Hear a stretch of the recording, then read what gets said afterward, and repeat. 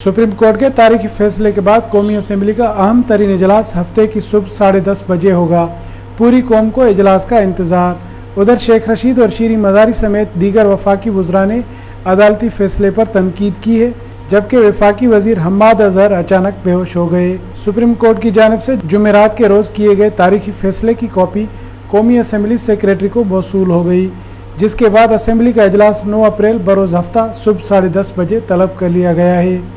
इस सिलसिले में कौमी असेंबली का 6 नकाती एजेंडा भी जारी किया गया, जिसके मुताबिक तहरीक अदम एतमाद की करारदाद एजेंडे में चौथे नंबर पर रखी गई है। सुप्रीम कोर्ट ने डिप्टी स्पीकर कौमी असेंबली कासिम सूरी के 3 अप्रैल के फैसले को कालअदम करार देते हुए कौमी असेंबली को पुरानी हालत में बहाल करने और तहरीक अदम एतमाद के लिए दोबारा इजलास बुलाने का हुक्म दिया था। सुप्रीम कोर्ट ने यह हुक्म भी दिया था कि स्पीकर कौमी असेंबली का इजलास 9 अप्रैल सुबह 10:30 बजे तक बुलाए। उधर वजीर दाखिला शेख रशीद ने कहा है कि वो हथियार नहीं फेंकेंगे।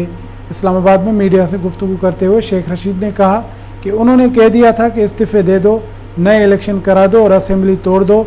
वो उस वक्त भी ठीक थे जब कहते थे गवर्नर राज लगा दो, और आज भी ठीक कह रहे हैं। उन्होंने कहा कि आज भी कहता हूं कि हमें यकजबां होकर मुस्तफी होना चाहिए और बाहर निकलना चाहिए। कौम को बताना चाहिए कि अपोजिशन का असल चेहरा क्या है। ये वो गैर साम्राज्यी सुंडियां हैं जो पाकिस्तान की आज़ाद खारजा पॉलिसी को खाएंगी। इनके खिलाफ ये एक ही हल है। शेख रशीद का कहना था कि पाकिस्तान में कोई समझ रहा है कि कौम को समझ नहीं आई कि क्या हुआ, कैसे हुआ, किस तरह हुआ और किसने किया। कौम को सब समझ है, हर कोई इस केस में बेनकाब हो गया है, जबकि इन चोरों के साथ मुल्क नहीं चल सकता। अगर कोई समझ रहा है कि हम हथियार फेंकेंगे तो नहीं जनाब, वो गलत समझ रहा है। दूसरी जानब पाकिस्तान तहरीक इंसाफ की रहनुमा और वफाकी वजीर बराए इंसानी हुकूक शीरी मज़ारी ने सुप्रीम कोर्ट के डिप्टी स्पीकर की रूलिंग से मुतालिक फैसले को अदालती मार्शल लॉ करार दे दिया है। वफाकी वजीर शीरी मज़ारी ने सोशल मीडिया पर जारी करदा अपने बयान में कहा कि गुज़श्ता रात एक अदालती मार्शल लॉ नाफिज किया गया।